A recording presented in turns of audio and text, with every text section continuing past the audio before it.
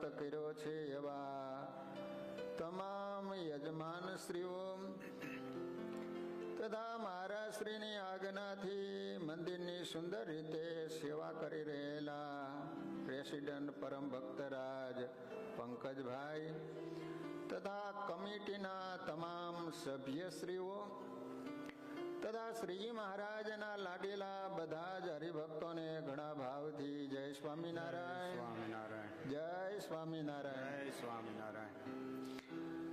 વાલા ભક્તજનો, સદગુરુ વર્ય વાસુદેવાનંદ સ્વામી રચિત શ્રીમદ ભક્તિ શાસ્ત્ર સત્સંગી ભૂષણ અંતર્ગત તૃતીય અંશની અંદર સ્વામિનારાયણ ભગવાને માનુષિક તેમજ દિવ્ય લીલા ચરિત્રો દ્વારા ભગવાનના ભક્તોને જે આનંદ અને સુખ આપેલું છે એવા શ્રી હરિના દિવ્ય લીલા ચરિત્રોની કથા વડતાલમાં ગોમતીજીને કિનારે વ્યાપકેશ મુનિ જ્યેષ્ઠજીત રાજાને સંભળાવી રહ્યા છે કે રાજન, સ્વામિનારાયણ ભગવાન અનેક શહેરો ગામડાઓમાં વિચરણ કરતા કરતા કણભા થઈ અને મહેમદાવાદ નામનું ગામ છે ત્યાં પધાર્યા છે. એ વખતે સ્વામિનારાયણ ભગવાનની સાથે 60 જેટલા સંતો છે, સાથે હરિભક્તો પણ છે. ગામના પાદરમાં એક વડ હતો, ત્યાં સંતોએ સરસ મજાનો હિંડોળો બનાવ્યો છે. મહારાજને હિંડોળે ઝુલાવી રહ્યા છે. એ વખતે શ્રી હરિએ ભક્તજનોને કહ્યું છે કે તમે પોતાના ઘરે જાઓ, ફક્ત મહારાજે સંતોને પોતાની પાસે રાખ્યા છે. બહુ સરસ મજાની કથા છે. સ્વામિનારાયણ ભગવાન એક સંતને ઉભા કરી અને કહે છે કે તમે કોનું ધ્યાન કરો છો? તો કે મહારાજ તમારું ધ્યાન કરીએ છીએ. મહારાજ કહે છે કે આજથી તમને આજ્ઞા કરીએ છીએ કે આજથી અમારા બદલે તમારે મુક્તાનંદ સ્વામીનું ધ્યાન કરવાનું. તે કૃષ્ણાનંદ નામના હિન્દુસ્તાની સાધુ હતા. એ કે મહારાજ ધ્યાન તો તેરા હી હોગા. મહારાજ કે જો અમારું વચન ન માનવું હોય ને તો આજથી તમે વિમુખ, સામે બીજું વૃક્ષ હતું ને ત્યાં જઈને બેહો. બીજા સાધુને ઉભા કર્યા. મહારાજ ધ્યાન તો તમારું જ થશે હો, તમે કહેશો ને તો મુક્તાનંદ સ્વામીનું ધ્યાન તો અમે નહીં જ કરીએ. તો કે સામે જઈને બેસો. 59 સાધુ હતા ને સામે જઈને બેઠા. મહારાજ મુક્તાનંદ સ્વામી કે સ્વામી હવે આપણે બે શું કરશું? મુક્તાનંદ સ્વામી એટલે તો મહારાજની મરજીમાં રહેવા વાળા સાધુ. સ્વામિનારાયણ ભગવાન કહે છે કે સ્વામી ચાલો આપણે પણ એ સંતો ભેગા જઈને બેસી જઈએ. અને મહારાજ મુક્તાનંદ સ્વામીને સાથે લઈને 59 સંતો બેઠા હતા ને ત્યાં આવ્યા. અને હવે જે મહારાજ વાત કરે છે ને એ ફક્ત યાદ રાખવા જેવી નહીં પણ દિલમાં કોતરવા જેવી મહારાજ વાત કરે છે. સ્વામિનારાયણ ભગવાન કહે છે કે આજે અમારે તમારી પરીક્ષા લેવી હતી કે અમે કહીએ એમ હાઈએ હા રાખો છો કે કેમ? સ્વામિનારાયણ ભગવાન કહે છે કે સંતો ધ્યાન તો માત્ર એક ભગવાનના સ્વરૂપનું જ થાય. અન્યત્ર ગમે એવો વિદ્વાન હોય, બ્રહ્મનિષ્ઠ હોય, છતાંય પણ સ્વામિનારાયણ ભગવાન કે ભગવાન સિવાય બીજા કોઈનું ધ્યાન ન થાય. વાલા ભક્તજનો, શાસ્ત્રો એમ કહે છે કે મંત્ર, માળા અને મૂર્તિ છે ને એ વારંવાર બદલાય ન કરવું. ઘણા હરિભક્તો તો પૂજાની મૂર્તિ છે ને બજારમાં જાય ને સારી એવી મૂર્તિ દેખાય તો ઈ લાવીને ઓલી કાઢીને મૂકી દે. આવી રીતે બદલાય જ કરે બોલો મૂર્તિઓ. પછી જે માળા તમે ભજન કરતા હોય ને ઈ વારંવાર બદલ્યા ન કરાય, એક જ માળા રખાય. ઘણા બધા હરિભક્તોને હું જોઉં છું કે એક જ માળા રાખે, ઘરે જાય તો સાથે લેતા જાય, પાછા ઘરેથી મંદિર આવે તો પણ એ માળા સાથે લઈને જ આવે. અને આપણો જે મંત્ર છે સ્વામિનારાયણ મહામંત્ર, એ મંત્ર પણ બદલ્યા ન કરવો. જયારે ભજન કરવું ને ત્યારે સ્વામિનારાયણ સ્વામિનારાયણ જ ભજન થાય. બાકી ભગવાનના તો બીજા ઘણા બધા નામો છે, પરંતુ જયારે ભજન કરવાની વાત આવે ત્યારે સ્વામિનારાયણ મહામંત્ર એનું જ ભજન થાય. ધ્યાન કરવાની વાત આવે ત્યારે પૃથ્વી ઉપર ઘણા બધા ભગવાનના અવતારો થયા છે, પરંતુ તમારા જે ઈષ્ટદેવ હોય એનું જ એક ધ્યાન થાય. હા, ધ્યાનના પ્રકારો છે. આપણા શાસ્ત્રોની અંદર સંતો એમ કહે છે કે ધ્યાનના પ્રકાર 4 છે. કેટલા છે? તમને કોઈ નામ આવડે? સાંગ, ઉપાંગ, સલીલ, સપાર્ષદ. સાંગ ધ્યાન કોને કહેવાય? કે અંગે સહિત મહારાજનું ધ્યાન કરવું. તમે ઘણીવાર ઘનશ્યામ મહારાજના મંગળા આરતીમાં દર્શન કર્યા હોય ને તો મહારાજનું શરીર ખુલ્લું હોય, ફક્ત એક ધોતી પહેરેલી હોય. તો જે મહારાજનું ખુલ્લું શરીર હોય, બધા જ અંગો તિલચીન દેખાતા હોય, એવી મૂર્તિનું ધ્યાન કરવું એકો એક અંગના, એને કહેવાય સાંગ ધ્યાન. અંગે સહિત ઇતિ સાંગ. ઉપાંગ એટલે ભગવાને વસ્ત્રો પહેર્યા હોય, એના ઉપર દાગીના ધારણ કરેલા હોય, એવી મૂર્તિનું ધ્યાન કરવું, એનું નામ કહેવાય ઉપાંગ. પછી સલીલ એટલે ભગવાન જે લીલા કરતા હોય એવી મૂર્તિનું ધ્યાન કરવું. દાખલા તરીકે જ્ઞાનબાગમાં સ્વામિનારાયણ ભગવાન સંતો અને હરિભક્તોની સાથે રંગે રમે છે, અથવા તો મોટી એવી રીતે જે ભગવાન લીલા કરતા હોય એવી મૂર્તિનું ધ્યાન કરવું, એનું નામ કહેવાય સલીલ. લીલાએ સહિત ધ્યાન કરવું, એનું નામ કહેવાય સલીલ ધ્યાન. સપાર્ષદ એટલે ભગવાન અને મુક્તોની સાથે ધ્યાન કરવું, એનું નામ કહેવાય સપાર્ષદ. પાર્ષદોએ સહિત ધ્યાન કરવું, એનું નામ કહેવાય સપાર્ષદ. માત્ર કોઈ પણ સંતો કે ભક્તોનું ધ્યાન ન થાય. દાખલા તરીકે મહારાજ સભા કરીને બેઠા છે, સ્વામિનારાયણ ભગવાન આગળ, અયોધ્યા પ્રસાદજી મહારાજ, રઘુવીરજી મહારાજ, બ્રહ્માનંદ સ્વામી, ગોપાળાનંદ સ્વામી, એવી મૂર્તિને ધારવી તો એમાં કોઈ દોષ નથી. સપાર્ષદે સહિત એ ચોથા પ્રકારનું ધ્યાન કહેવામાં આવે છે. પણ કોઈ પણ સંત કે કોઈ પણ મુક્ત એનું ધ્યાન થાય નહીં. ધ્યાન તો માત્ર સ્વામિનારાયણ ભગવાનની મૂર્તિનું થાય. આટલું બધું ધ્યાન રાખજો. સ્વામિનારાયણ ભગવાન ત્યાંથી વડતાલ પધાર્યા છે. વડતાલ થી નીકળી અને ડડુસર પધાર્યા છે. ડડુસર થી ઉમરેઠ પધાર્યા છે. ઉમરેઠ થી મહારાજ જયારે નીકળવાની તૈયારી કરે છે, સ્વામિનારાયણ ભગવાનને ખ્યાલ આવ્યો કે આજે આણંદમાં અમારું અલગ પ્રકારનું સ્વાગત થવાનું છે. મહારાજની સાથે જેટલા પાર્ષદો હતા ને, ભગુજી, દાદા ખાચર, જોવન પગી, મહારાજ કે આજથી પ્રકરણ ફરે છે. તમારા જે ફાળિયા છે બધા એ માથે ઓઢી લેવાના છે. કોઈ પણ મોઢું ખુલ્લું નથી રાખવાનું.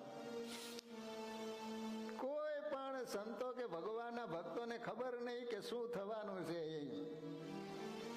અને કહેવાય છે કે સ્વામિનારાયણ ભગવાન જ્યારે આણંદની બજાર વચ્ચેથી નીકળ્યા ને એ વખતે દુર્જન લોકોએ સ્વામિનારાયણ ભગવાન અને એના ભક્તોને જ્યારે જોયા છે ને ત્યારે હાથમાં પથ્થર, ઈંટ, કાદવ જે કાંઈ આવ્યું એ સ્વામિનારાયણ ભગવાનની ઉપર વરસાદ કરી રહ્યા છે. કોઈ ધૂળ કે ઈટાડા નાખે, ઊંડી ગાડો કોઈ મુખે ભાખે, મારો મારો મુખેથી ઉચ્ચારે, કોઈ વચમાં પડીને ન વારે. આ રીતે જ્યારે સ્વામિનારાયણ ભગવાન ઉપર જ્યારે પથ્થરનો મારો કર્યો અને સાથે જે પાર્ષદો હતા ને એમાં ભગુજીને તો એટલો બધો ક્રોધ ચડાયો, પોતાની પાસે તલવાર હતી મ્યાનમાંથી કાઢી છે, જોબન બગીની પાસે ધનુષ હતું એ હાથમાં લીધું છે, દાદા ખાચરની પાસે બરસી હતી ની બરસી બહાર કાઢ્યો. સ્વામિનારાયણ ભગવાનને જોબન પગી કહે છે કે મહારાજ, અમારી હાજરીમાં આ રીતે અમારા ઈષ્ટદેવ ઉપર પથ્થરનો મારો કરે એમ, આ રીતે અમારા ઈષ્ટદેવનું અપમાન. સ્વામિનારાયણ ભગવાન કે ખબરદાર, કોઈ પણ જો હથિયાર ઉપાડ્યું તો વચન દ્રોહી અને ગુરુ દ્રોહી કહેવાય છે.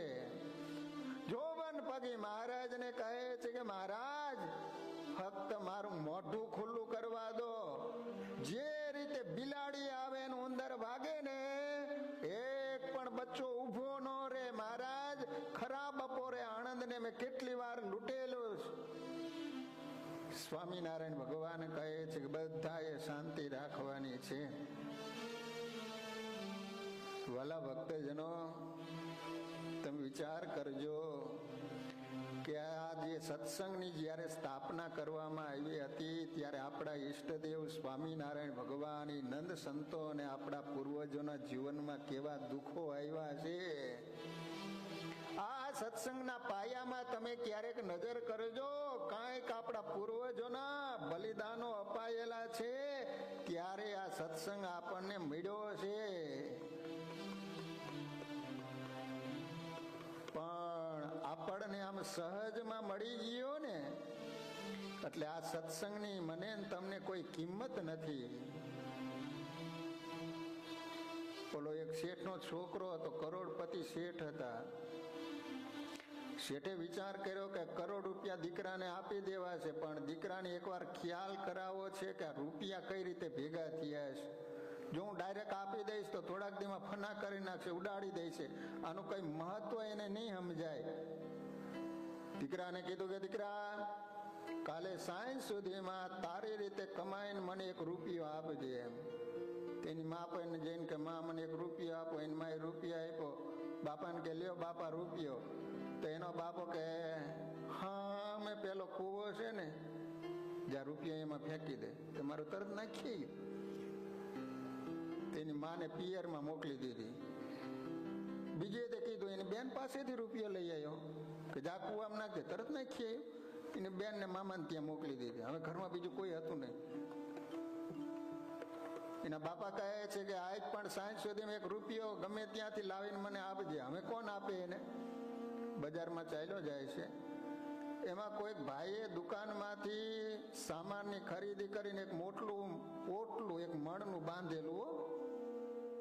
ત્યાં શેઠનો દીકરો ઓલા ભાઈને કહે છે કે આ પોટલું માથે ઉપાડીને તમારા ઘરે પહોંચતું કરી દઉં, તમે મને એક રૂપિયો આપશો? તો કે હા. તેને જિંદગીમાં કોઈ દિવસ 1 કિલો વજન ઉપાડેલો નહીં, અને એ છોકરાની ઉપર એક મળનું પોટલું ઉપડાયું. ઘરે પહોંચ્યો ને ત્યાં તો પરસેવે રેબ જેબ થઈ ગયો, શ્વાસ ચડી ગયો. અને ઓલા ભાઈ એક રૂપિયો આપ્યો, પણ આ શેઠના છોકરાએ આમ ખચખચાવીને રૂપિયો પકડ્યો. એને બાપા પાસે આવ્યો. બાપા લ્યો આ રૂપિયો. હા, મેં કૂવો રહ્યો ને ત્યાં જઈને ફેંક્યા. શું બોલ્યા બાપા? શું કહો છો? આ રૂપિયો કુવામાં નાખવાની તમે વાત કરો છો? આ રૂપિયો કઈ રીતે આવ્યો તમને ખબર છે? બાપા કે કરોડ રૂપિયા ભેગા કઈ રીતે કર્યા એ તને ખબર છે? લે કરોડ રૂપિયા, હવે તને ખ્યાલ આવશે કે આ રૂપિયો કઈ રીતે થાય છે. એમ વાલા ભક્તજનો, આપણને આ સહજમાં સત્સંગ મળી ગયો ને એટલે આપણને ખબર નથી, એટલે જોઈ એટલો મહિમા આપણને સમજાતો નથી. વિચાર કરો કે સદાનંદ સ્વામી બાવળી ગામની અંદર ગયા, વૈરાગીઓ સ્વામીને એટલો માર માર્યો ને, એ ઓલી લાકડી ભાંગી ગઈ. ખેતરમાં કામ કરનારો પટેલ એને અવાજ સંભળાણો. વિચાર કરે કયો એવો નિર્દય માણા એક પશુને આટલો બધો માર મારે છે. જ્યાં પટેલ આવીને જોવે ને તો વૈરાગી સ્વામિનારાયણ ભગવાનના સાધુને લાકડીથી માર મારતો હતો.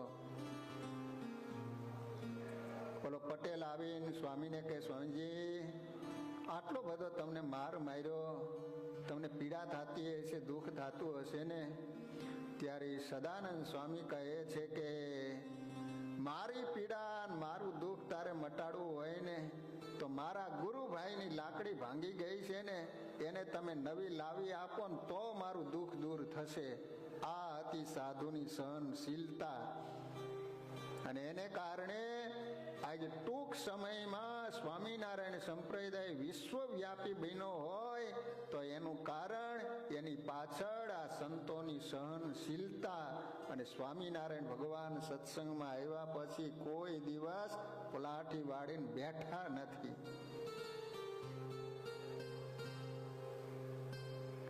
આગળ જતા તળાવ આવ્યું.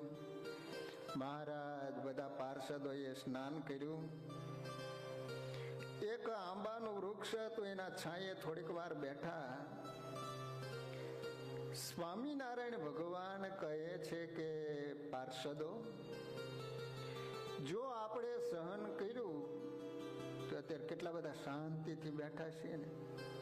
જો કદાચ આપણે ઝઘડો કર્યો હોય, યુદ્ધ થયું હોય, નિર્દોષ કેટલાય માણસો મરી જાત, આપણે અહીંયા શાંતિથી બેસી શકત? પાછળ વાર ચડી હોત. મહારાજ કહે છે કે ભક્તો, આપણે જો સહન કર્યું તો આજે આપણે શાંતિથી બેઠા છીએ ને. એમાં બરોબર એક ભગત બે સરસ મજાની પાકેલી કેરીઓના ગાડા ભરીને વડતાલ આપવા માટે જતા હતા. એને ખબર પડી કે સંતો ને ભક્તો તો મહારાજ અહીંયા બેઠા છે. એ કેરીઓ ત્યાં લાવ્યા, મહારાજે ધોરાવી અને બધા સંતો ભક્તોને આપી. મહારાજ કહે છે કે જો આપણે સહન કર્યું તો ટાટા સાંઈએ કેરીઓ જમીશ. એટલા માટે વાલા ભક્તજનો, જીવનમાં સહન કરતા શીખવું. કદાચ કોઈ ઘરમાં બે શબ્દો બોલી જાય, આજે માણસોમાંથી ધીમે ધીમે સહન શક્તિ જતી રહી છે. કોઈને કાંઈ કહેવાતું જ નથી. બોલો, સગો પોતાનો દીકરો હોય કાંઈક કે આપઘાત કરી લેશે. બોલો, દીકરીઓને આજ કઈ કહી શકાતું નથી. થોડાક પહેલા ન્યૂઝમાં મેં વાંચ્યું હતું, વડોદરામાં એક દીકરી કોલેજમાં ભણતી હતી. તો બરોબર નવરાત્રીના દિવસો, કે એને થોડીક બીમાર હશે તો એના બાપાને કહે છે કે પપ્પા હું નવરાત્રીમાં રમવા માટે જાઉં. તો એના બાપા કે તને તબિયત સારી નથી તો તારે નથી જવું. બોલો, એના બાપાએ ના જવાની ના પાડી. બોલો, આત્મહત્યા કરી લીધી. બોલો, મરી ગઈ છોકરી. માટે વાલા ભક્તજનો, સહન કરજો. સ્વામિનારાયણ ભગવાન ત્યાંથી વડતાલ પધાર્યા છે. 8 દિવસ જોબન પગીની મેળીએ રહી અને પાછા મહારાજ ગઢપુર પધાર્યા છે. સ્વામિનારાયણ ભગવાન ગઢપુરમાં વાસ કરીને રહેલા છે.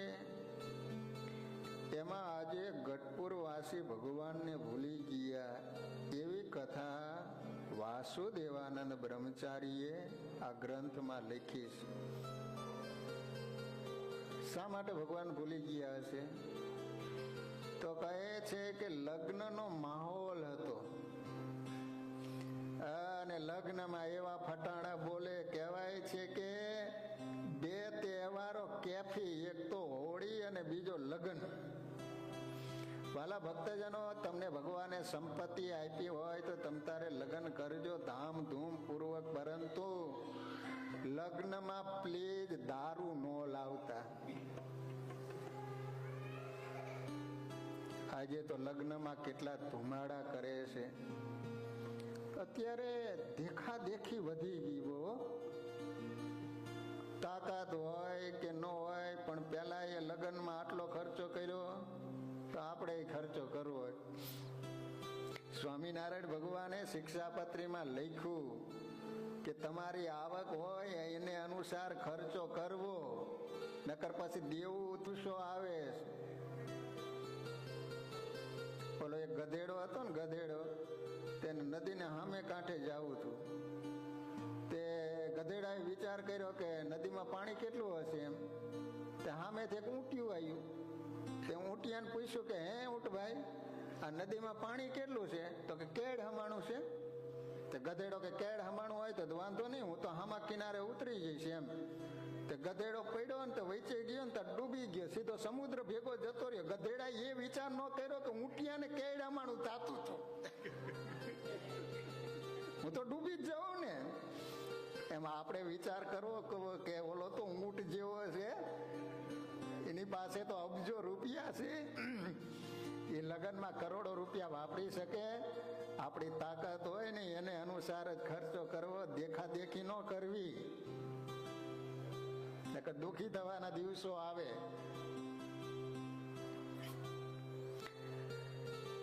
તો સ્વામિનારાયણ ભગવાનને ભૂલી ગયા.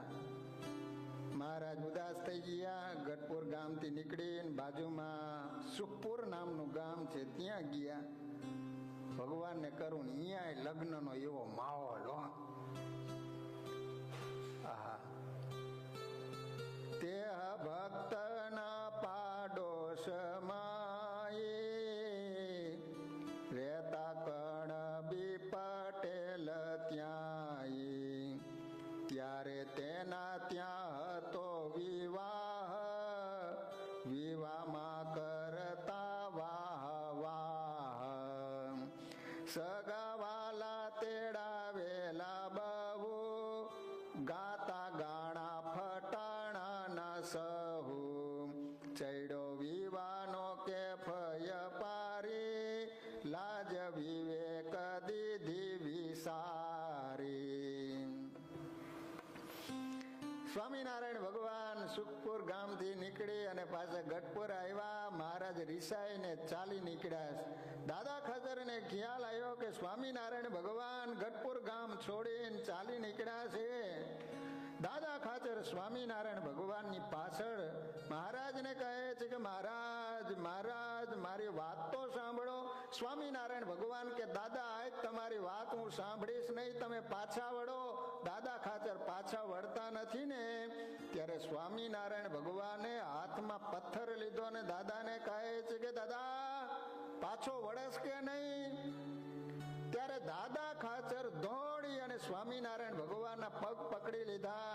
મહારાજને કહે છે કે મહારાજ, ગાય પોતાના વાછડાને ગમે એટલી લાતો મારે ને છતાંય પણ વાછડો છે એ માને કોઈ દિવસ છોડે નહીં. એ મહારાજ, તમે ગમે એટલું અપમાન કરશો ને છતાંય પણ હું તમને નહીં છોડી શકું.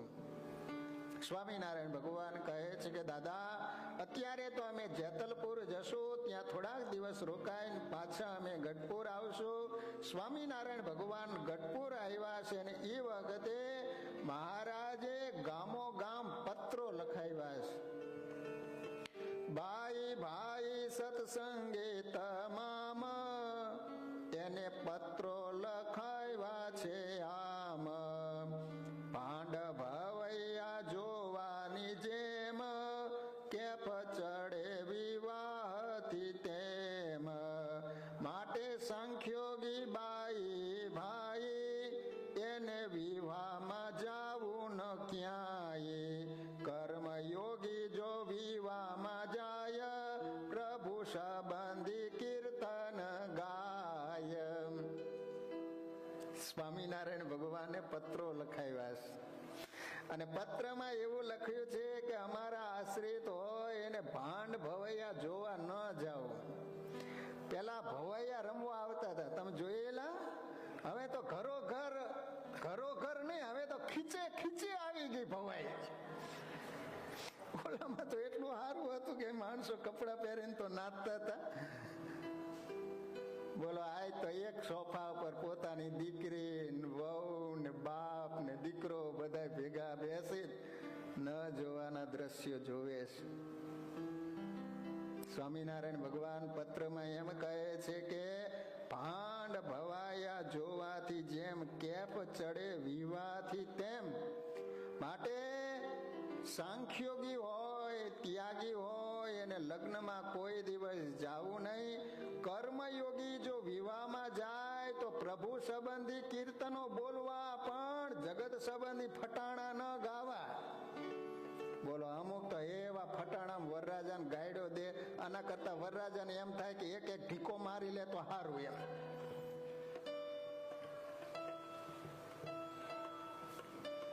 અને સંતોને પણ આજ્ઞા કરી ભગવાને કે તમારે લગ્નમાં કીર્તનો બોલી શકાય એવા પદોની તમે રચના કરો. અને મુક્તાનંદ સ્વામી આદિ સંતોએ કુંદનપુર વિવાહ રચ્યો આદિ અનેક કીર્તનોની રચના કરેલી. માટે ભગવાનના ભક્તો હોય એને લગ્નમાં ભગવાન સંબંધી કીર્તનો બોલવા, આવી સ્વામિનારાયણ ભગવાને આજ્ઞા કરી છે. સ્વામિનારાયણ ભગવાન ગઢપુરમાં વાસ કરીને રહ્યા છે એ વખતે બ્રહ્માનંદ સ્વામી માંદા પડ્યા. બોલો, ઘણી વાર સંતો બીમાર પડે ને હરિભગત આવીને પૂછે, સ્વામી તમે માંદા પડ્યા? તમે હું લોખંડ ના છે?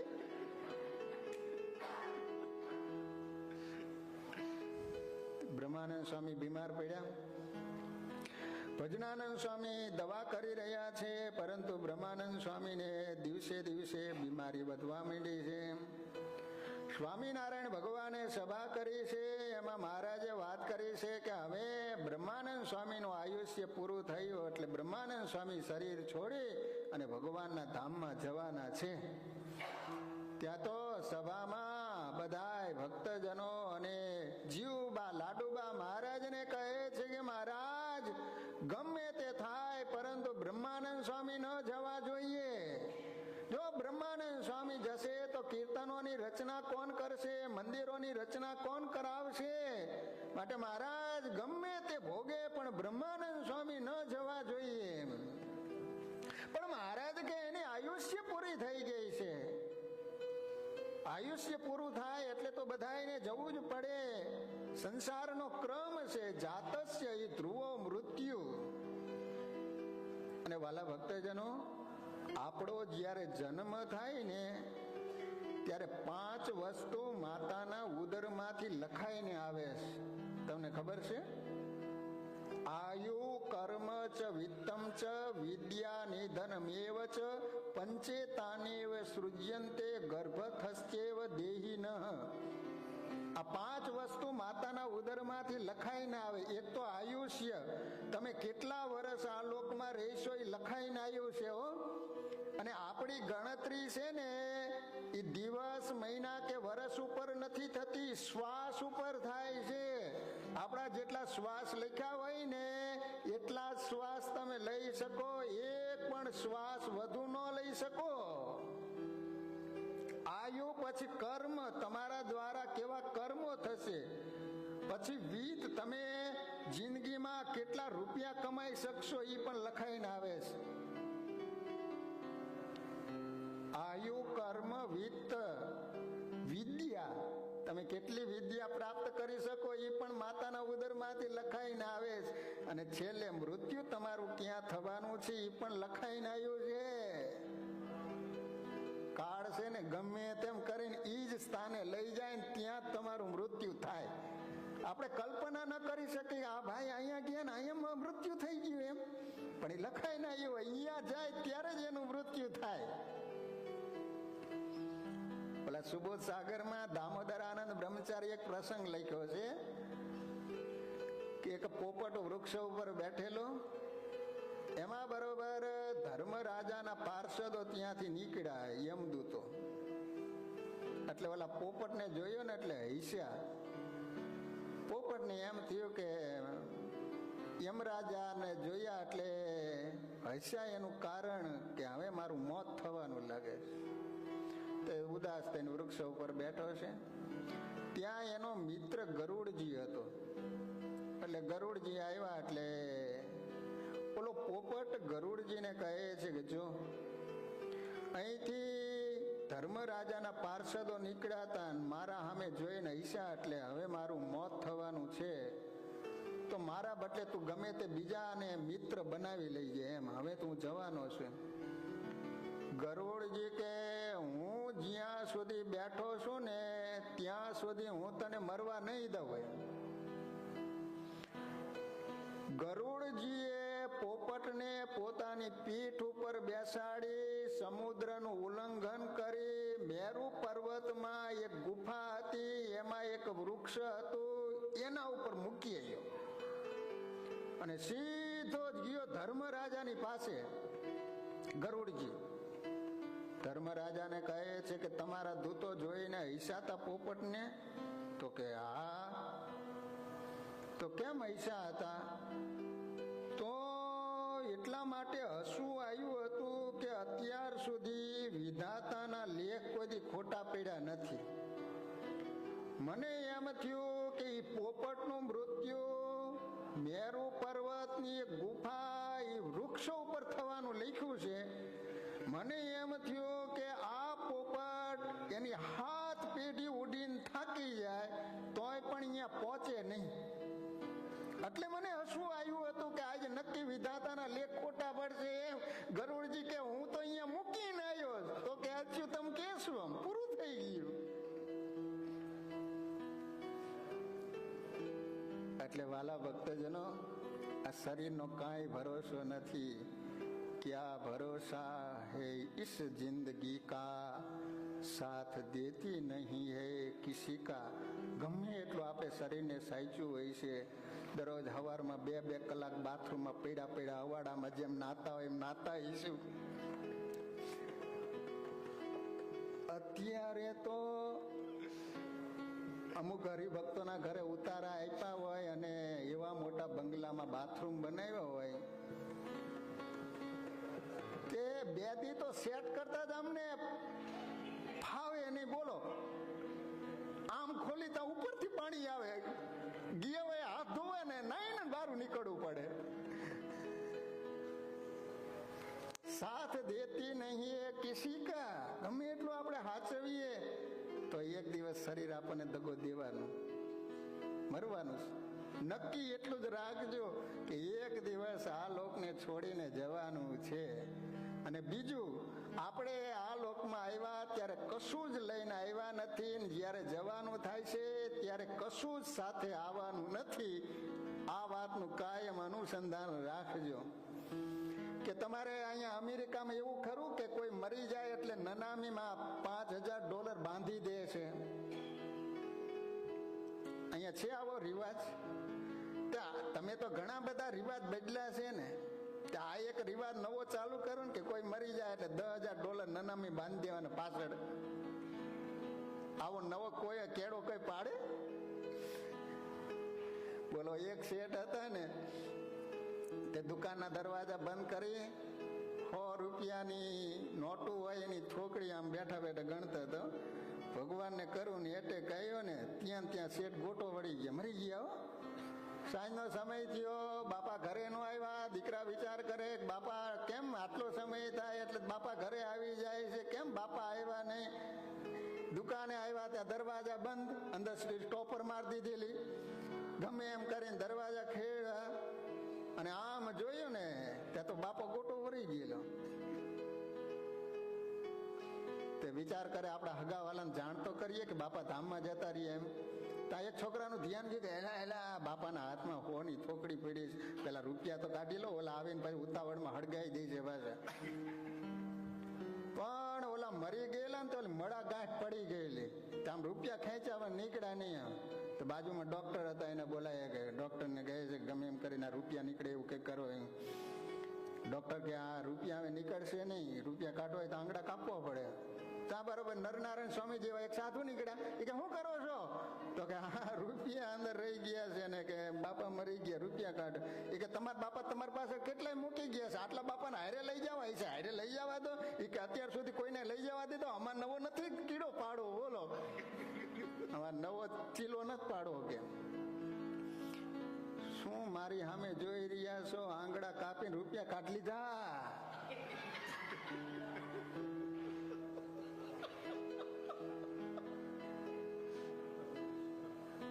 સાથે આવશે. આવા જયારે ભગવાનના મંદિરોના નિર્માણ થયા હોય ને આવા પાટોત્સવ જયારે ઉજવાતા હોય અને ભગવાનને અર્થે તમે જેટલા રૂપિયા આપ્યા હશે ને બધા જ રૂપિયા સાથે આવશે. એટલા માટે વાલા ભક્તજનો, મંદિરમાં જ્યારે જ્યારે જરૂર પડે, જ્યારે તમારે જન્મોત્સવ હોય, જન્મ દિવસ હોય, તમારા લગ્નની તિથિ હોય, અથવા તો તમારા સગાવાલા ઘરના કોઈ પણ ધામમાં ગયા હોય, ઈ તિથિ હોય, તે દિવસે ચોક્કસ અહીં ઠાકોરજીના થાળ કરાવજો. શનિવારે સભા થાય છે તો શનિવારે સભાના યજમાન પદે રહી અને સુંદર મજાનો લાભ પ્રાપ્ત કરવો. તમે સભા લખાવશો તો વિચાર કરો, ઠાકોરજી થાળ જમશે, સંતો આટલા બધા ભગવાનના ભક્તો જમશે, તો એ આત્માનું પણ શ્રેય થશે. તમારા પૂર્વજો પણ ધામમાં બેઠા બેઠા તમારી ઉપર રાજી થશે. આપણી ફરજ બને છે કે આપણા માત પિતાની પાછળ આપણે કંઈક કરવું જોઈએ. માટે વાલા ભક્તજનો, ભગવાને સંપત્તિ આપી હોય ને ભગવાનને અર્થે આપજો. અને યાદ રાખજો કે ભગવાન એવા છે, કોઈનો ભાર ન રાખે મોરારી, આપે વ્યાજ સહિત ગીરધારી. એકવાર ભગવાનને અર્થે આપી તો જુઓ, આપવાની કેવી મજા છે. ભીખુદાન ગઢવી ઘણી વાર વાત કરે કે તમે કોઈને રૂપિયા આપતા હોય ને અથવા તો કોઈની પાસેથી તમે રૂપિયા માંગવા માટે ગયા હોય ને જયારે લેતા હોય ને ત્યારે તમે ફોટો પડાવજો. આપતી વખતે તમારો ચહેરો જ કહી દે છે કે આપવામાં જેવી મજા છે ને એવી લેવામાં નથી મજા. પણ ઘણી વાર લક્ષ્મીજી ખોટી જગ્યાએ ફિટ થઈ જતા હોય. બોલો, અમુક ને તો કરોડો રૂપિયા હોય ને પણ દિલ એટલું બધું હાંકડું હોય ને, જેને આપણે લોભીઓ કહી, જેને મખી ચૂસ કહેવાય. મખી ચૂસમાં ખબર પડે, તેલમાં માખી પડી ગયો ને તો આમ નીચોવીને કાઢે, એને મખી ચૂસ કહેવાય. લોભી પૂરું પેટ ભરી ન ખાય, લોભી થકી પુણ્ય નહીં કરાય, માંદો પીડાથી કદી જીવ જાય, પૈસો નહીં ઔષધનો અપાય. લોભીઓ હોય ને શાંતિથી જમી પણ ન શકે. માંદો પડ્યો હોય ને બાપાને કે બાપા ડોક્ટરને બોલાવી આવે, ના ના ના ના ના, દવા પાછળ રૂપિયો નહીં ખર્ચવાનો. લોભીઓ મરતા મરતા ચિંતા કરતો જાય, છોકરા મારી પાછળ વધારે લાકડા હળગાવી ન દે થારું એમ. બોલો, એક લોભીઓ તો બજારમાં નાળિયેર લેવા માટે ગયો, જઈને પૂછ્યું કે શું ભાવ છે? તો કે 5 રૂપિયા. 4 રૂપિયામાં દેવું છે તો હામી દુકાને જા, 4 રૂપિયા મળશે. જઈને પૂછ્યું શું ભાવ છે? 4 રૂપિયા. 3 રૂપિયામાં દેવું છે? તો કે 3 રૂપિયામાં તો હામી દુકાને જા, ત્યાં કદાચ મળશે એમ. જઈને પૂછ્યું કે નાળિયેરનો શું ભાવ છે? 3. મફતમાં દેવું છે? મફતમાં તો ન મળે. મફતમાં જોતો હોય ને તો હા અમે ઓલી નાળિયેરી છે ને એના ઉપર જઈને નાળિયેર લઈ આવો. તે બોલો, આ લાખોપતિ લોભીઓ હતો, એક 3 રૂપિયા નાળિયેરના ન આપ્યા, નાળિયેર લેવા માટે ઓલા નાળિયેરીઓ ઉપર ચડ્યો. તમે જોઈ છે નાળિયેર કેટલી બધી ઊંચી હોય? તે લોભીઓ ગમે એમ કરીને ઉપર ચડ્યો તો ખરો. ઓલા થડની સાથે 2 પગ આમ ભરાવી અને ઓલું નાળિયેર હતું ને એને આમ પકડ્યું. તે આમ તોડવા માટે આમ મહેનત કરે, પરંતુ એમ નાળિયેર મજબૂત હોય, તૂટે નહીં એમ. તેને બહુ જોર કર્યું ને તે થડ સાથે ઓલા પગ બીડાવેલા હતા ને છૂટી ગયા. ત્રિશંકુ રાજાની જેમ માંડ્યો લટકવા. એમાં ભગવાનને કરવું ને એક ભાઈ ઊંટ લઈને ત્યાં નીકળ્યો. ત્યાં બૂમ પડે કે ભાઈ મને હેઠો ઉતાર્યા, તું હેઠો ઉતરાવીશ ને તો અડધો ભાગ તને આપીશ એમ. તો ઓલો એના જેવો લોભિયો, તે ઊંટ નીચે રાખ્યું, આમ પગ પકડવા માટે હાથ લંબાયા પણ પહોંચ્યો નહીં.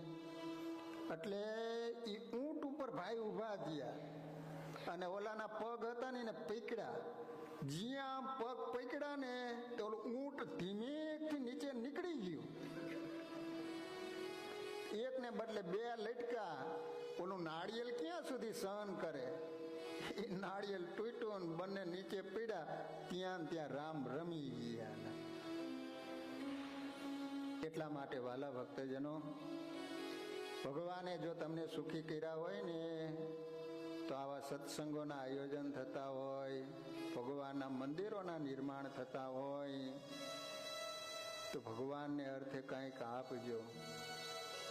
એટલા માટે દેવાનંદ સ્વામી કહે છે કે મારું મારું કરીને ધન મેળવ્યું રે, મારું મારું કરીને ધન મેળવ્યું રે, મારું મારું કરીને ધન મેળવ્યું રે, મારું મારું કરીને ધન મેળવ્યું રે, તેમાં તારું નથી તલભાર અંત કાળે જગો નહીં કોયનું રે, તારું નથી તલભાર અંત કાળે સગો નહીં કોયનું રે, દેવાનંદના વાલાને વિસરી ગયો રે, દેવાનંદનો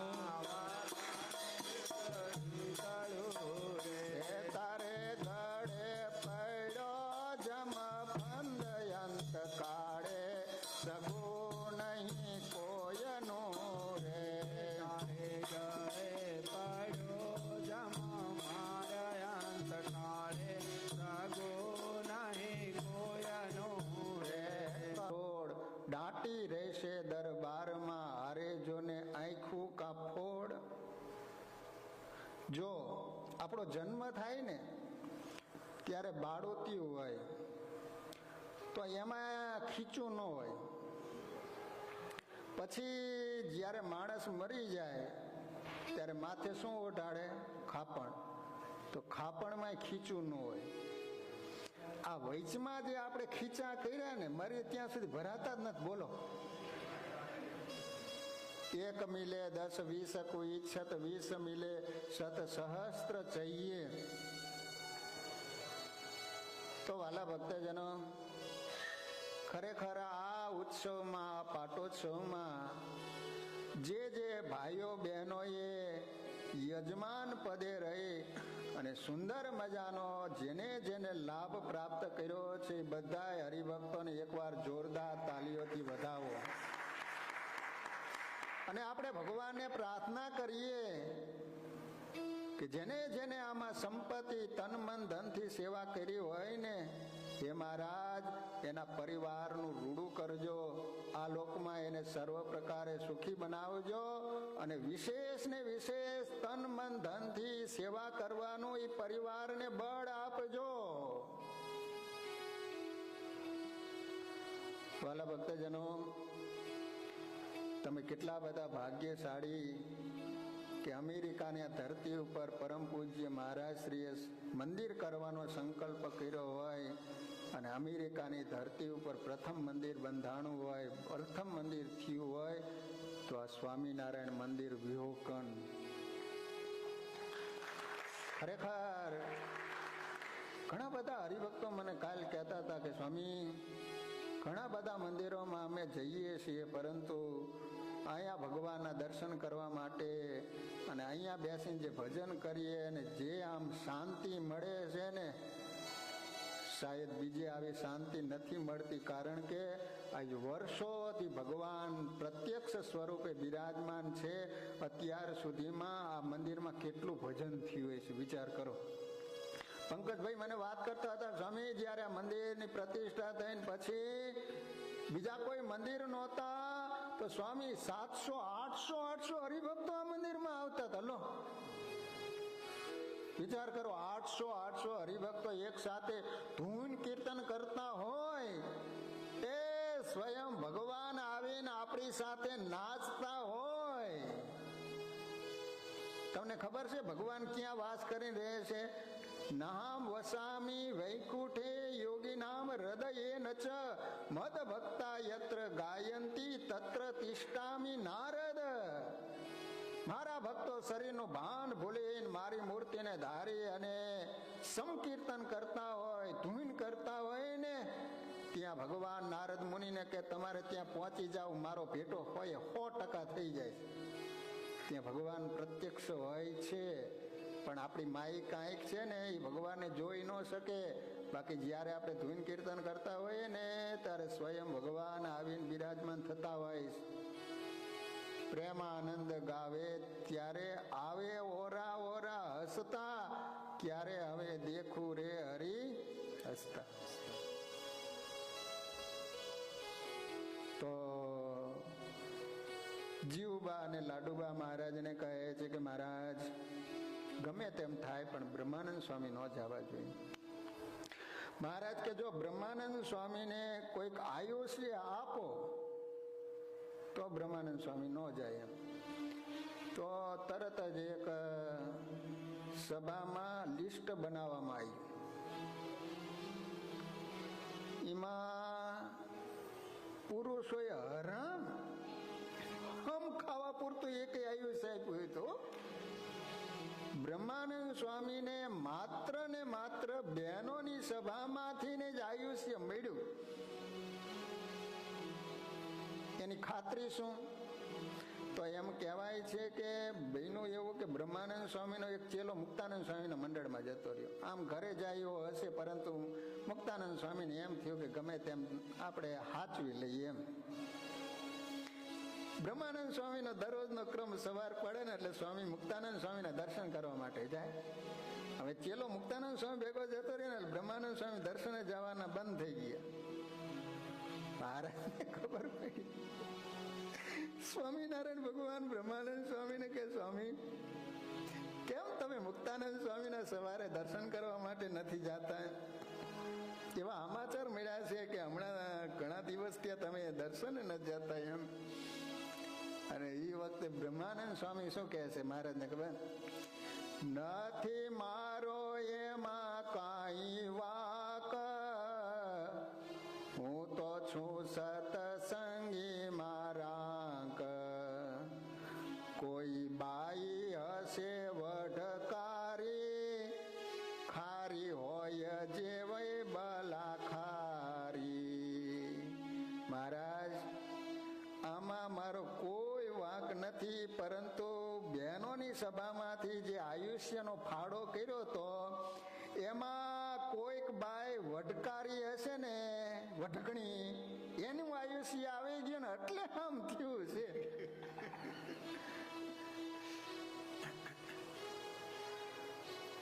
પણ મારો કહેવાનો આશય કે બ્રહ્માનંદ સ્વામીને સ્વામિનારાયણ ભગવાને એ વખતે 12 વર્ષનું આયુષ્ય આપેલું. એક બેને તો એવું કીધું કે મહારાજ મારી જેટલી આયુષ્ય હોય એટલી બ્રહ્માનંદ સ્વામીને આપી દો, આજ ભલે મારું મૃત્યુ થતું હોય.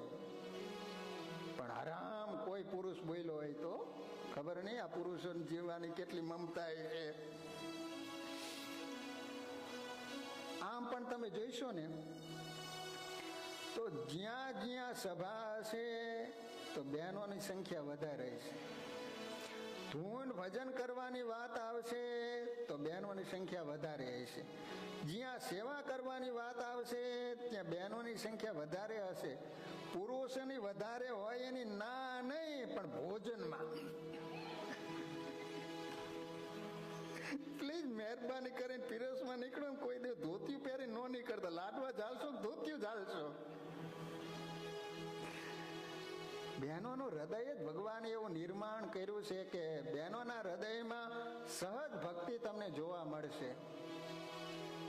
બોલો એને હસબન્ડ હારે આવ્યો હોય ને તો એ તો આમથી આમ ફોટા જ પાડ્યા કરતો હોય. એના ઘરના કંઈક આમ થોડાક હાથ જોડીને પૈગે લાગે, તને તો ઓલો પૈગે લાગે. ઘણા પુરુષોને પૂછીને કેમ મંદિર આવતા ને, મારા ઘરના આવે છે. આ એક જ જવાબ હોય એનો, મારા ઘરના આવે છે. લો,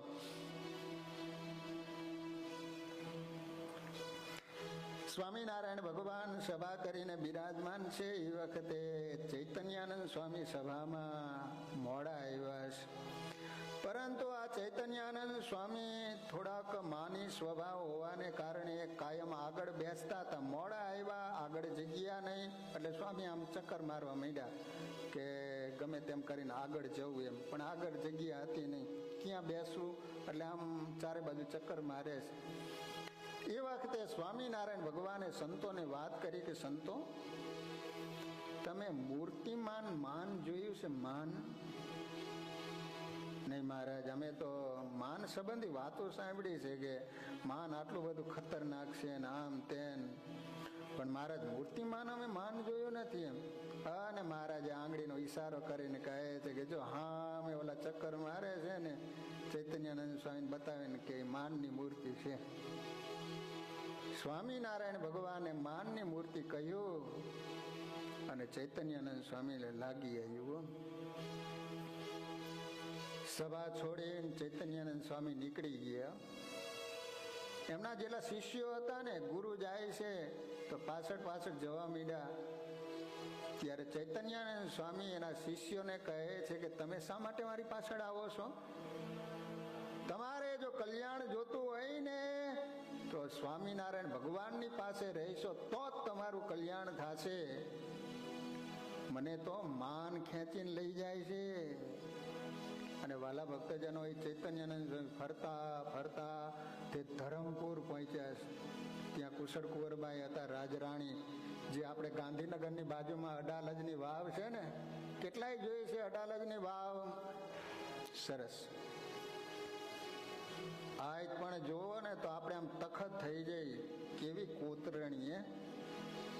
એ સમય એમ કહેવાય છે કે એ પથ્થર લાવવા માટે જે ગાડા, એનું ઊંગામણ, કીચુડ કીચુડ અવાજ ન આવે ને, એટલે તેલ એરંડિયું નાખવું પડે. તો ઊંગામણનો 1 લાખ રૂપિયાનો ખર્ચ, આજથી 500 વર્ષ પહેલાની વાત કરું છું તમને, કે ગાડાના રૂપિયા જેવો રૂપિયો થતો હતો, વ્હીલ જેવો. તો બીજો ખર્ચો કેટલો થયો છે વિચાર કરો. તો જે રાણીએ વાવ ગડાવી હતી ને, સ્વામિનારાયણ ભગવાન ત્યાં સ્નાન કરવા માટે આવેલા, લેખ જોયેલો. નિષ્કુળાનંદ સ્વામીની પાસે વંચાયો મહારાજને કે મહારાજ, આની અંદર એવું લખાયું છે કે આ વાવ છે એ મારી કીર્તિ માટે, લોકો વાહ વાહ કરે, વખાણ કરે, એટલા માટે વાવ નથી ગળાઈ, પરંતુ કોઈ મહાપુરુષ કે ભગવાન આવીને સ્નાન કરે ને તો મારા જીવનું રૂડું થાય, એટલા માટે મેં વાવ ગળાવી છે. સ્વામિનારાયણ ભગવાન કે ચાલો આપણે ફરીને સ્નાન કરો અને સંકલ્પ કરો કે જેને વાવ ગળાવી હોય ને એને સત્સંગમાં જન્મ મળે. એ ધરમપુરના કુશળ કુંવરબાઈ થયા. ચૈતન્યાનંદ સ્વામી ત્યાં જે કોઈ સાધુ સંન્યાસી આવે એને ઉતારા માટેની વ્યવસ્થા કરેલી. સવારનો સમય થાય એટલે કુશળ કુંવરબાઈ બધા સંતોના દર્શન કરવા માટે નીકળે. બધા સંતોને પગે લાગે. આ રીતે એક પછી એક સંતોના દર્શન કરતા કરતા જ્યાં ચૈતન્યાનંદ સ્વામીને પગે લાગવા માટે આવે, ચૈતન્યાનંદ સ્વામી દૂર ખસી ગઈ. પ્લીઝ તમે મને ટચ ન કરતા. રાણીબાને એમ થયું કે કેમ ના પાડતા છે એમ. તો કે હું સ્વામિનારાયણ ભગવાનનો સાધુ છું, સ્ત્રીઓનો સ્પર્શ નથી કરતો. સ્વામિનારાયણના સાધુ છો? તો કે હા. અને મર્યાદામાં રહીને સ્વામિનારાયણ ભગવાનની બધી વાત કરી અને રાણીબાને એટલી શાંતિ થઈ ગઈ હો. પછી તો ગુરુ તરીકે પોતાના રાજ્યમાં રાખ્યા. પોતાના દીકરાનો દીકરો વિજય કુંવર હતો. સાંજનો સમય થાય, આજ પણ ત્યાં હનુમાનજી મહારાજ પ્રસાદીના છે. તો હાથીની અંબાડી ઉપર બેસી કુંવર સાથે ત્યાં હનુમાનજી મહારાજના દર્શન કરવા માટે જાય. સમય જતા સ્વામિનારાયણ ભગવાને મુક્તાનંદ સ્વામીને ત્યાં મોકલ્યા છે. પછી તો કુશળ કુંવરબાઈએ વાત કરી છે કે મારે સ્વામિનારાયણ ભગવાનના દર્શન કરવા છે. તમે સ્વામિનારાયણ ભગવાનને અહીંયા બોલાવો ને. ચૈતન્યાનંદ સ્વામી કે ભગવાનને વાત કરીએ, જો કદાચ એને યોગ્ય લાગે તો આવશે, નહીં તો તમે ગઢપુર જઈને દર્શન કરજો. સ્વામિનારાયણ ભગવાનને પત્ર આવ્યો છે કે ધરમપુરના રાજરાણી આપના દર્શન ઈચ્છી રહ્યા છે. સ્વામિનારાયણ ભગવાન કહે છે કે ચાલો સંતો ભક્તો. સ્વામિનારાયણ ભગવાન ગઢપુરથી નીકળી સુરત થઈ અનેક ગામોમાં વિચરણ કરતા કરતા ધરમપુર પધાર્યા છે ને, ત્યારે સ્વામિનારાયણ ભગવાને રાજરાણી કુશળ કુંવરબાઈએ બહુ ભવ્યતાપૂર્વક સ્વામિનારાયણ ભગવાનનું સ્વાગત કર્યું છે. સ્વામિનારાયણ ભગવાનનું પૂજન કર્યું અને એક મિનિટે મહારાજની મૂર્તિની સામે જોઈ જ રહ્યા, દર્શન કરતા જાય છે અને મૂર્તિ હૃદયમાં ઉતારતા જાય છે.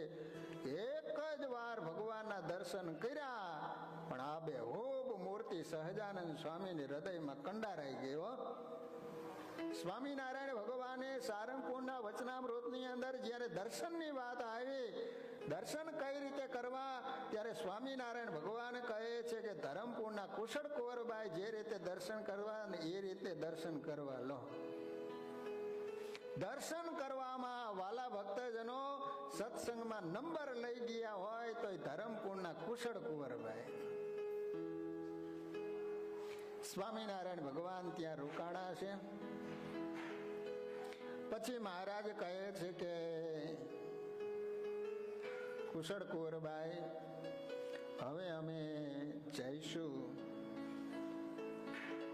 જ્યાં ભગવાને જવાની વાત કરી,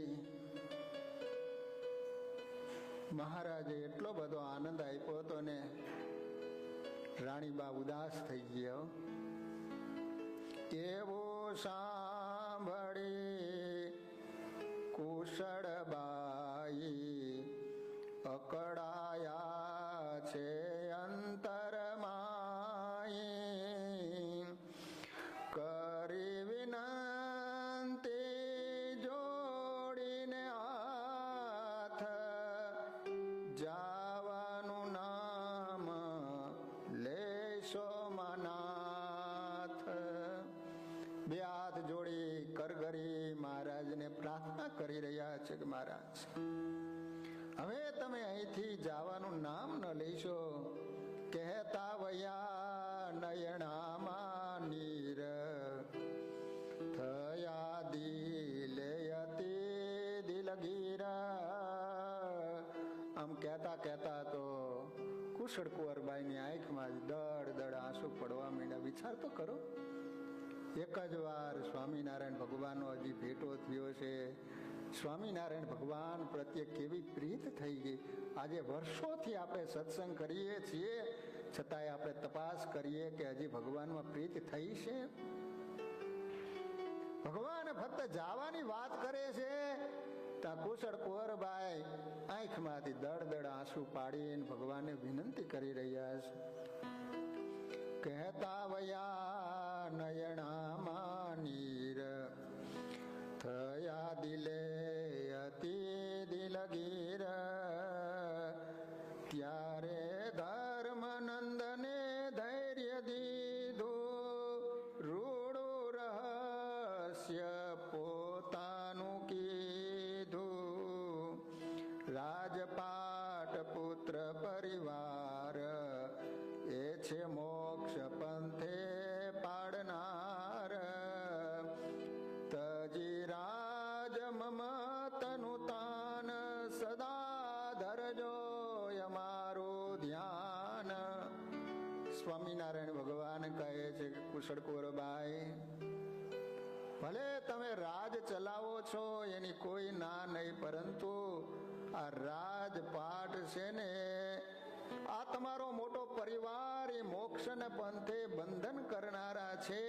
એટલું તમે ધ્યાન રાખી કાયમ અમારું સ્મરણ કરજો, અમારી ભક્તિ કરજો. તજી રાજ મમતનું તાન, સદા ધરજો અમારું ધ્યાન. ત્યારે બાઈ બોલ્યા જોડી હાથ, રહેજો નેણા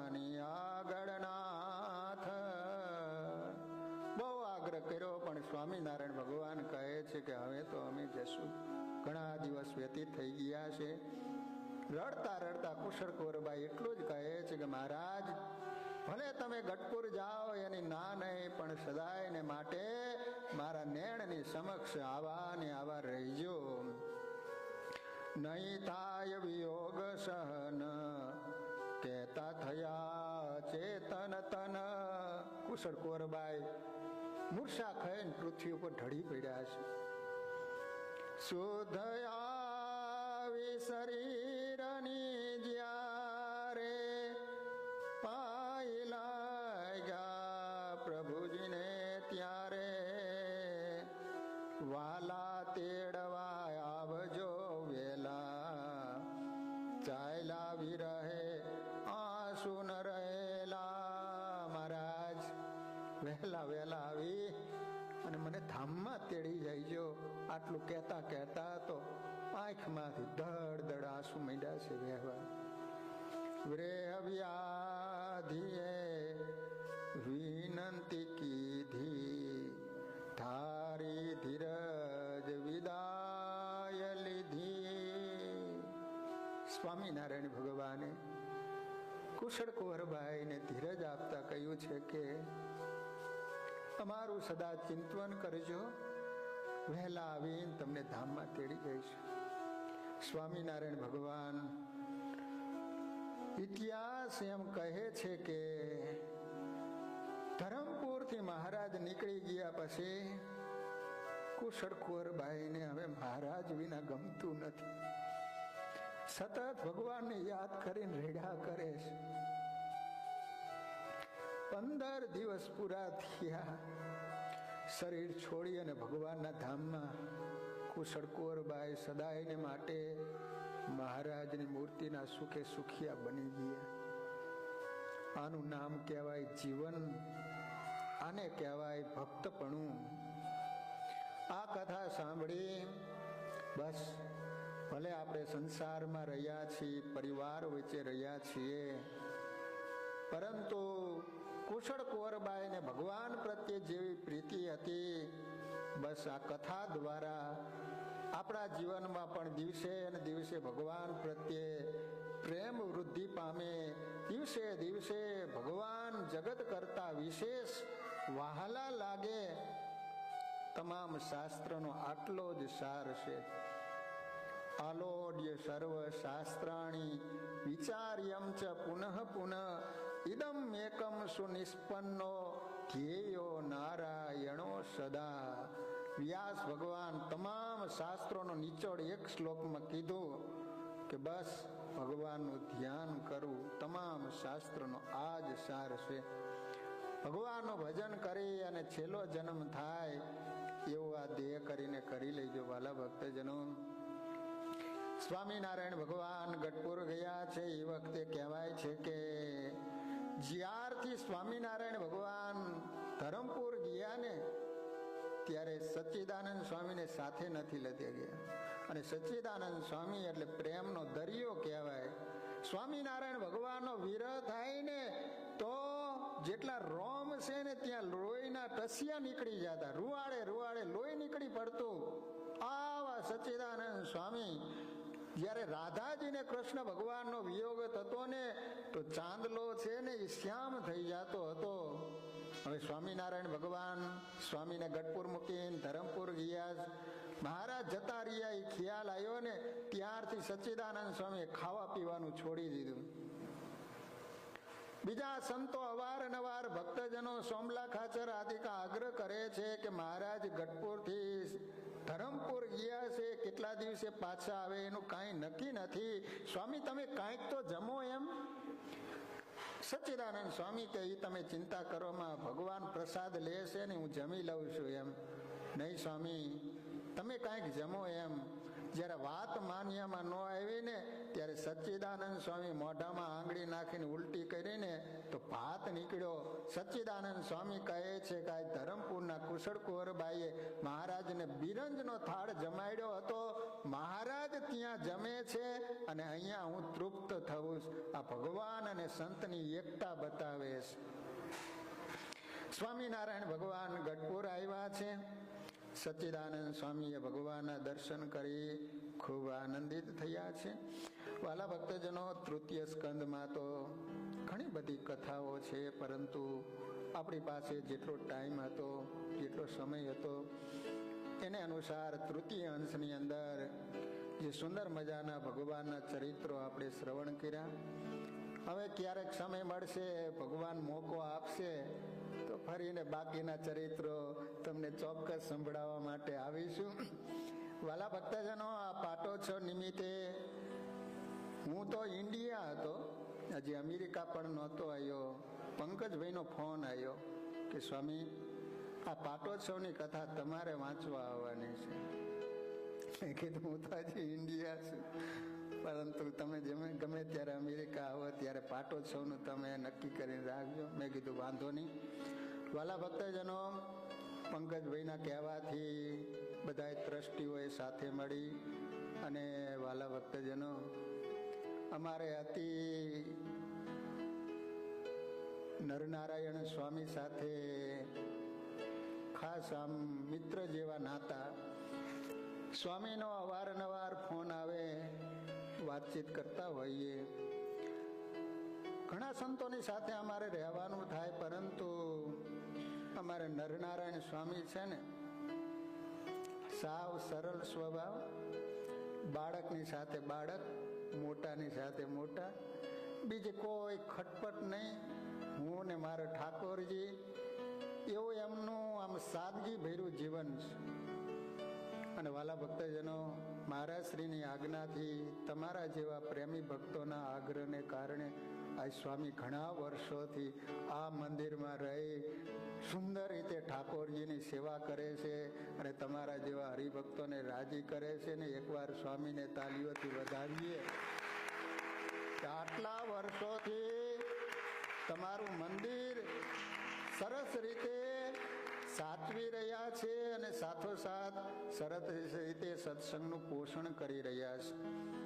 એ જ રીતે પંકજભાઈ પણ, બળદેવભાઈ, આદિત્ય, આ બધા હરિભક્તો યુવાનો છે, એને સાથે રાખી અને ખરેખર મંદિરની કાયા પલટ કરી નાખી.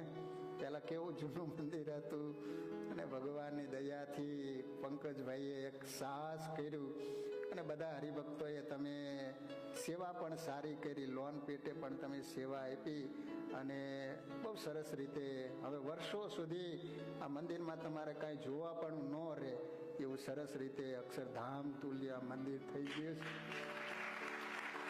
હવે તો આપણે એટલી જ ફરજ છે કે અવારનવાર જ્યારે ટાઈમ મળે ત્યારે પરિવાર સાથે ભગવાનના દર્શન કરવા માટે આવીએ. અને ખાસ શનિવારે આપણા મંદિરોમાં સભા થતી હોય, છેલ્લે પ્રસાદ પણ મળતો હોય છે, તો પરિવાર સાથે શનિવારના દિવસે તો આમે છોકરાઓને રજા હોય, તમારે રજા હોય, દરરોજ ન આવી શકો, સમજી તમે દૂર રહેતા હોય, તમારા ધંધા એ રીતના હોય, સવારે નીકળી જાઓ કે રાતે આવતા હોય, પરંતુ શનિવારે તો નક્કી કરીને રાખવું કે શનિવારે તો પરિવાર સાથે ઘરે લોક મારીને મંદિરે આવતું જ રહેવાનું. એ ભગવાન ભજવા માટે ધ્યેય આપ્યો છે. વધારે ભજન ન કરી શકીએ, પરંતુ શનિવારે આવીને ઠાકોરજીની સામે એ કલા, કથા, કીર્તન, ભક્તિ કરશો ને તોય મારો ભગવાન છે ને ઘણું માની લે છે અને અંતકાળે વિમાન લઈને તેડવા માટે આવશે. મારા જનને અંતકાળે જરૂર મારે આવું, વિરુદ્ધ મારું બદલે નહીં એમ સર્વે જનને જણાવું. તમને ખબર છે, નોળિયો અને સર્પ એ જન્મજાત વેર હોય, બે ભેગા થાય ને એટલે બાજે. તમે નોળિયો તો જોયો છે ને, આ બધું પરબારું ન જાય હો, તો એ બે ભેગા થાય ને એટલે બાજે. તો પછી ઓલો નોળિયો છે ને એને ઓલો સર્પ હોય ને દંશ દે એટલે સર્પનું ઝેર નોળિયાને ચડે. પછી નોળિયો શું કરે ખબર છે? નોળવેલ નામની એક વનસ્પતિ આવે છે, તમે કોઈ જોઈ છે?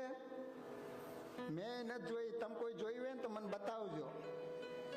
તો એ નોળવેલ નામની વનસ્પતિ એને ઊંઘી આવે, એ ઊંઘે ને એટલે ઝેર ચડ્યું હોય ને એ ઉતરી જાય. પાછો ઓલા નોળિયાની હારે યુદ્ધ કરે, ફાઇટિંગ કરે. અંતે ઓલો સર્પ ઓલો નોળિયો છે ને સર્પને મારી નાખે અને નોળિયાનો વિજય થાય. એમ વાલા ભક્તજનો, તમે સંસારમાં રહ્યા છો 24 કલાક, તમે શબ્દ, સ્પર્શ, રૂપ, રસ, ગંધ, એ પંચ વિષયનો યોગ થાય ને એટલે પંચ વિષયનું તમને ઝેર ચડે. હવે ઝેરને ઉતારવું હોય તો મંદિર છે ને એ નોળવેલ વનસ્પતિ છે, એ શનિવારે આવે ભગવાનના તમે દર્શન કરશો, આ ઝેર ઉતરી જાય છે. એટલે દર શનિવારે ઠાકોરજીના દર્શન કરવા માટે અચૂક પધારજો.